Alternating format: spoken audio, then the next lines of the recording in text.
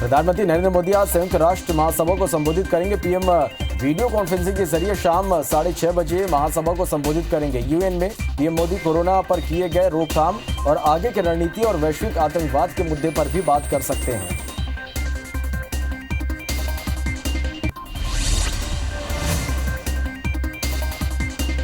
संयुक्त राष्ट्र महासभा में भारत के प्रतिनिधि ने पाकिस्तान के पीएम इमरान खान का संबोधन शुरू होती महासभा से वॉकआउट कर दिया। इमरान ने जैसे ही अपना संबोधन शुरू किया वह भारत के खिलाफ हमलावर हो गए।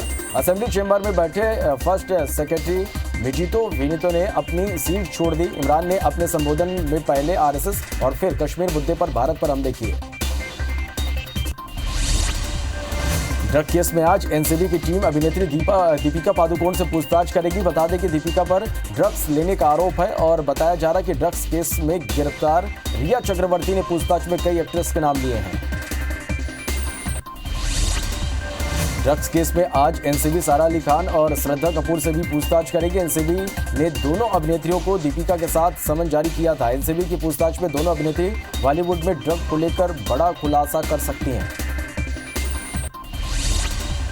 करण जौहर ने क्षितिज रविप्रसाद और उनके घर हुई पार्टी को लेकर एक बयान जारी किया। उन्होंने कहा कि मेरे बारे में भ्रमित करने वाली रिपोर्टिंग हो रही है कि 28 जुलाई 2019 को मेरे घर हुई पार्टी में ड्रग्स का सेवन हुआ। मैं इसके बारे में 2019 में ही कह चुका हूं कि ये आरोप झूठे हैं। मैं फिर से कहना चाहूंगा कि मैं ना तो ड्रग लेता हूं ना ही इस तरह की किसी भी चीज के सेवन को बढ़ावा देता हूं। बिहार विधानसभा चुनाव को लेकर निर्वाचन आयोग ने तारीखों का ऐलान कर दिया है। बिहार में चुनाव 3 चरणों में होगा। पहले चरण का चुनाव 28 अक्टूबर, दूसरा 3 नवंबर और तीसरे चरण का चुनाव 7 नवंबर को होंगे। चुनाव के नतीजे 10 नवंबर को जारी होंगे। आज दिल्ली में प्रेस कॉन्फ्रेंस के माध्यम से मुख्य निर्वाचन आयुक्त सुनील अरोड़ा ने कल यह जानकारी दी। देश में उपचुनाव को लेकर 29 सितंबर को घोषणा हो सकती है। दिल्ली में प्रेस कॉन्फ्रेंस में चुनाव आयोग ने बताया कि उपचुनाव को लेकर 29 सितंबर को बैठक होगी, जिसके बाद इस पर फैसला लिया जाएगा। बता दें कि मध्य प्रदेश में 28 सीटों और छत्तीसगढ़ में 1 सीट पर चुनाव होना है। दुबई इंटरनेशनल स्टेडियम में खेले गए आईपीएल के 7वें मुकाबले में दिल्ली कैपिटल्स ने चेन्नई सुपर किंग्स को 44 रनों से हरा दिया। टॉस हारकर पहले बल्लेबाजी करने उतरी दिल्ली कैपिटल्स ने 20 ओवर में 3 विकेट खोकर 175 रन बनाए। जवाब में चेन्नई सुपर किंग्स की टीम 7 विकेट पर 131 रन ही बना सकी। आईपीएल में कोलकाता नाइट राइडर्स और सनराइजर्स हैदराबाद के बीच आज अबू धाबी में मुकाबला होगा। टॉस शाम 7 बजे होगा और मैच 7:30 बजे से शुरू होगा। आज सीएम शिवराज और ज्योतिरादित्य सिंधिया बदनावर के कोटेश्वर धाम में दोपहर 1 बजे पहुंचेंगे। सीएम शिवराज यहां नर्मदा उद्वहन सिंचाई योजना का भूमि पूजन करेंगे। इस कार्यक्रम में पशुपालन मंत्री प्रेम सिंह पटेल, नर्मदा विकास मंत्री श्री कुशवाहा और भाजपा के पदाधिकारी शामिल होंगे। कार्यक्रम की तैयारियों का जायजा लेने कई मंत्री और इंदौर रेंज के डीआईजी भी पहुंचे।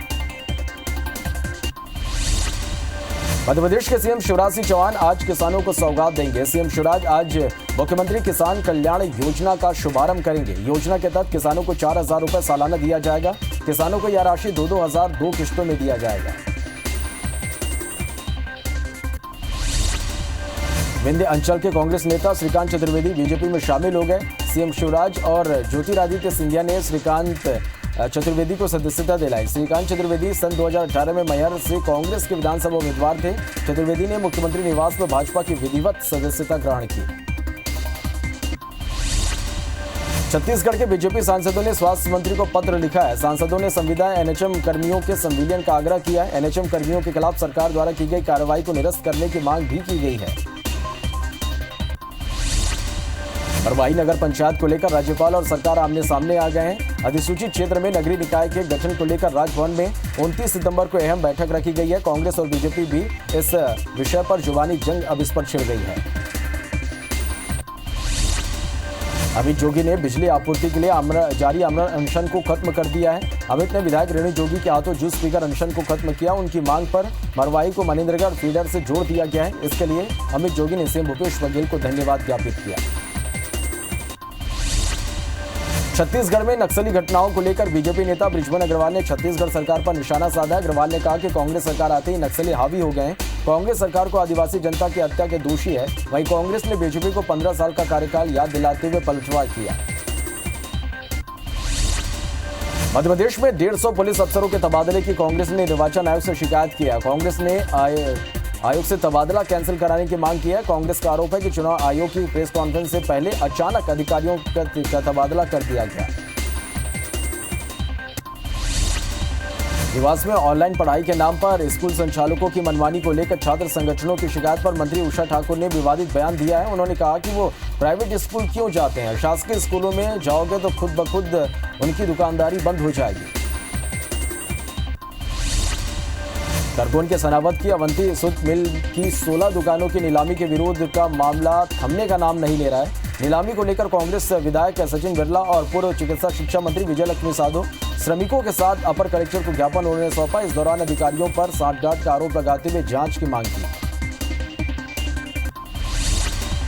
इंदौर में 10 मंजिला सुपर स्पेशलिटी हॉस्पिटल का सीएम शिवराज सिंह चौहान ने शुभारंभ किया, लेकिन अस्पताल में मरीजों को बेसिक सुविधाएं नहीं मिल पा रही है। ऐसे में बीजेपी विधायक आकाश विजयवर्गीय ने 51 पंखे के साथ ही 250 चादरें और तकिए भेंट किए। साथ ही अस्पताल में किसी तरह की कमी नहीं होने का दावा भी किया गया।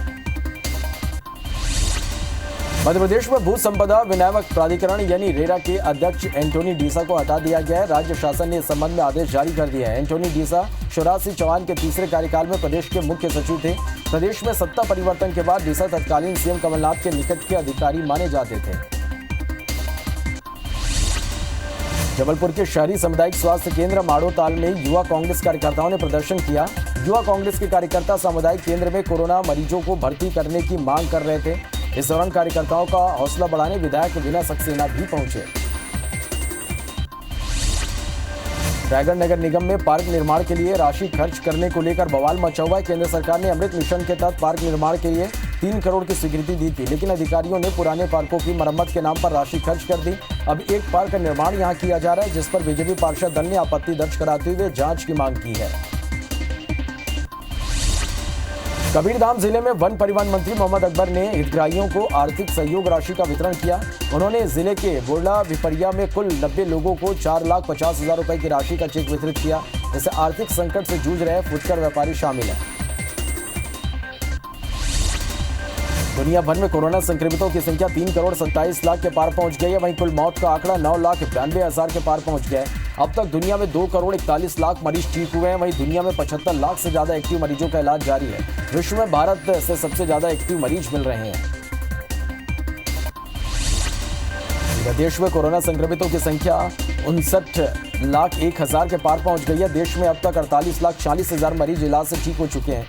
वहीं कोरोना से अब तक 93,000 से ज्यादा लोगों की मौत हो गई है। भारत में कोरोना के एक्टिव केस 9,61,000 के पार पहुंच गए हैं। पिछले 24 घंटे में रिकॉर्ड 85,000 से ज्यादा नए केस सामने आए हैं। मध्य प्रदेश में कोरोना के 2227 नए केस मिलने से संक्रमितों की संख्या 1,17,000 के पार हो गई। प्रदेश में एक दिन में 30 मौतों से कुल आंकड़ा 2,152 हो गया। वहीं प्रदेश में एक दिन में 2743 मरीज स्वस्थ हुए। अभी राज्य में 22,198 एक्टिव मरीजों का इलाज जारी है।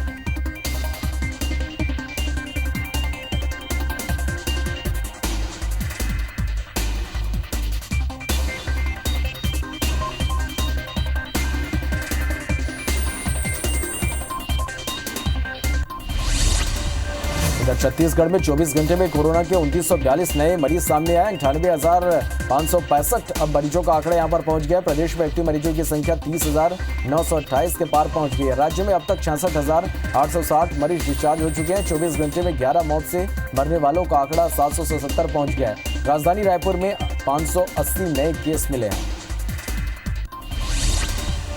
छत्तीसगढ़ के 3 जिलों में सीरो सर्विलेंस की अंतरिम रिपोर्ट जारी कर दी गई है। सर्वे के आधार पर आईसीएमआर ने रिपोर्ट जारी की है। इसमें रायपुर के 13.41% लोगों में एंटीबॉडी मिली है। वहीं राजनांदगांव के 3.76 लोगों में और दुर्ग के 8.31% लोगों में एंटीबॉडी मिली है। बता दें कि तीनों जिलों से कुल 1513 सैंपल लिए गए थे। जबलपुर में कोरोना काल में मेडिकल अस्पताल की बदहाली की खबरों को दिखाए जाने के बाद प्रशासन जागा है, जिसके बाद अब अंचल के सबसे बड़े कोविड अस्पताल में सीसीटीवी कैमरे के जरिए निगरानी रखी जाएगी। इतने नहीं, मरीजों के परिजन वार्ड में मौजूद अपने मरीज से वीडियो कॉन्फ्रेंसिंग के जरिए बात भी कर सकते हैं। मेडिकल अस्पताल की व्यवस्थाओं को लेकर सवाल उठ रहे थे। धमतरी में कोरोना संक्रमित पुलिस जवान का मनोबल बनाए रखने के लिए जिला पुलिस प्रयास कर रहा है। कुरुद थाना में पदस्थ एक आरक्षक के कोरोना संक्रमित पाए जाने के बाद पुलिस प्रशासन ने उसके जन्मदिन पर घर जाकर संक्रमित आरक्षक का जन्मदिन मनाया। इस दौरान परिजनों की आंख छलक आई। अंबिकापुर में स्वास्थ्य विभाग हर मोहल्ले जाकर कोरोना संक्रमण से बचाव के लिए दवाइयों की किट लोगों को फ्री में उपलब्ध करा रहा है। आंगनबाड़ी कार्यकर्ता लोगों को दवाई बांटने के अलावा उन्हें संक्रमण से बचने को उपाय बता रहे हैं। प्रभारी सिसोदिया ने बताया कि होम आइसोलेशन में रह रहे मरीजों को किट उपलब्ध कराई जा रही है। चित्रकूट में लोहांडीगुड़ा थाने में अब तक 8 जवान कोरोना संक्रमित पाए गए हैं। थाने के दूसरे पुलिसकर्मियों का थाने में ही क्वारंटाइन किया गया है। जवानों के संक्रमित मिलने के बाद थाने सहित एसडीओपी कार्यालय को सैनिटाइज करने और थानों में मास्क, हैंड सैनिटाइजर का उपयोग अनिवार्य कर दिया गया है। कोरोना के बढ़ते संक्रमण से अब सरगुजा का केंद्रीय जेल भी सुरक्षित नहीं है। बंद 2300 कैदियों में से कुछ को कोरोना के लक्षण मिलने से जेल में हड़कंप मच गया है। जेल में कैदियों को लक्षण मिलने के पर स्वास्थ्य विभाग ने जांच भी शुरू कर दी है। जेल में आज रैपिड एंटीजन टेस्ट लगभग 200 से 300 के बीच किया गया। बालोद जिले में इस बार लॉकडाउन के दौरान लोगों की जागरूकता देखने को मिल रही है। नगर के सड़कों पर पूरे दिन सन्नाटा पसरा हुआ है। गिने चुने लोग ही नजर आ रहे हैं और वह भी बाकायदा मास्क लगाए हुए हैं। दूसरी ओर जिला और पुलिस प्रशासन भी जिला मुख्यालय के चौक चौराहों पर मुस्तैद है। HIV पॉजिटिव नाबालिग बच्चों की देखभाल करने वाली छत्तीसगढ़ की एकमात्र संस्था अपना घर से 14 बच्चियों को बालिका गृह में शिफ्ट करने के मामले में हाईकोर्ट के सिंगल बेंच ने राज्य शासन को नोटिस जारी कर जवाब मांगा है। बता दें कि सरकार ने बालिका गृह में अनियमितता का हवाला देकर पिछले 4 महीने में शिफ्टिंग की कार्रवाई शुरू कर दी है। इंदौर की एक युवती के साथ शादी के बाद विदेश में जाकर पति को मारपीट करना महंगा पड़ गया। नीदरलैंड में रहने वाले पति के खिलाफ लगाई गई तलाक की याचिका पर फैमिली कोर्ट ने अपना फैसला सुना दिया। कोर्ट ने पत्नी को तलाक दे दिया है। पत्नी के मुताबिक उसका पति उससे अक्सर मारपीट करता था जिससे वो तंग आ गई थी। जांजगीर चांपा की नवागढ़ थाने में पदस्थ नगर सैनिक रज्जू प्रसाद तिवारी के धारदार हथियार से हत्या कर दी गई। वो नवागढ़ थाने में ड्यूटी करके अपने घर अमोरा गांव लौट रहे थे। रास्ते में सुनसान इलाके में इस वारदात को अंजाम दिया गया। पुलिस ने मामला दर्ज कर अज्ञात आरोपियों की तलाश शुरू कर दी है। रायगढ़ जिले के जूट मिल क्षेत्र के बोदा टिकरा इलाके में एक युवक की अज्ञात लोगों ने हत्या कर दी। बताया जा रहा है कि पुल के पास कुछ लोगों ने शुक्रवार की सुबह युवक की खून से सनी लाश देखी, जिसके बाद पुलिस को इसकी सूचना दी गई। पुलिस ने इस मामले में अज्ञात आरोपियों पर मामला कायम कर जांच शुरू कर दी है। सूरजपुर की रामानुजनगर पुलिस ने हिरण के खाल और देसी कट्टा के साथ एक आरोपी को गिरफ्तार किया। पुलिस ने आरोपी के पास से गांजा और महुआ शराब भी बरामद किया है। पुलिस ने मामले पर कार्रवाई शुरू कर दी है। धमतरी जिले के भागारा थाना क्षेत्र के जिला सहकारी केंद्रीय बैंक के घोटालेबाजी के आरोपी बर्खास्त मैनेजर और चौकीदार को पुलिस ने गिरफ्तार कर लिया। बर्खास्त मैनेजर कुमार दत्त दुबे, कैशियर राजकुमार साहू, चपरासी और चौकीदार ने मिलीभगत कर किसानों का फर्जी हस्ताक्षर कर बैंक में करीब 60 लाख रुपए का घोटाला किया था। कवर्धा के सिटी कोतवाली पुलिस ने घेराबंदी कर खैरागढ़ से अपहरण किए सलीम को छुड़ा लिया और आरोपी शिवम को गिरफ्तार कर जेल भेज दिया, जबकि 3 आरोपी भागने में कामयाब रहे, जिसकी तलाश की जा रही है। वहीं अपहरण में उपयोग किए गए कार को भी पुलिस ने जब्त कर लिया है। आदर्श नगर निवासी युवक सलीम खान को कुछ लोगों ने 24 सितंबर की शाम को अपहरण कर लिया था। छतरपुर पुलिस ने 3 दिन पहले अगवा रिटायर्ड शिक्षक को दिल्ली से छुड़ा लिया। अपहरणकर्ता रिटायर्ड शिक्षक के बेटे को फोन कर 15 लाख रुपए की फिरौती मांगी थी, जिसके बाद रिटायर्ड शिक्षक के बेटे ने सिविल लाइन थाने में रिपोर्ट लिखवाई थी, जिसके बाद एसपी की टीम ने दिल्ली एक टीम भेजा। इस दौरान मास्टरमाइंड संजय बंसल पैर फिसलने से उसकी मौत हो गई। दमोह पुलिस ने कचियाना मोहल्ले में संचालित अवैध हथियारों की फैक्ट्री पर छापामार कार्रवाई करते हुए 3 आरोपियों को गिरफ्तार किया है। वहीं एक आरोपी मौके से बचकर फरार हो गया। पुलिस ने मौके से 16 कट्टे और 10 जिंदा कारतूस भी बरामद किए।